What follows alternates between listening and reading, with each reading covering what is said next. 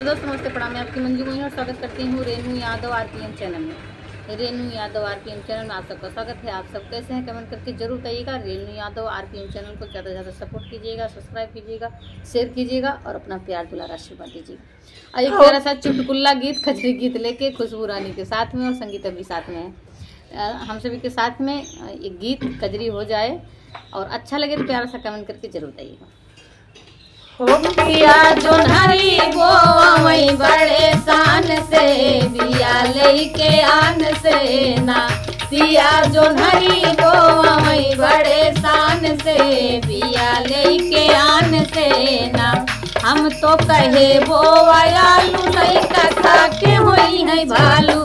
हम तो कहे बोवयालू लइका खा के होई है भालू। फिर न कबहू कहे कुछ जबान से तेरी भगवान से ना। फिर न कबहू कहे हम जबान से तेरी भगवान से ना। पिया जोन्हरी बोवई बड़े शान से बिया लेके आन से ना। पिया जोन्हरी बोवई बड़े शान से बिया लेके आन से ना। हम तो कहे बोवलऊ की लइका खा के होई है भौंकी।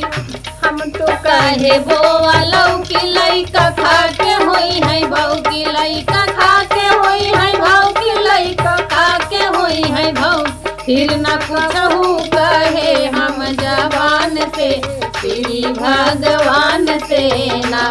फिर न कुछहू कहे हम जबान से तेरी भगवान से ना।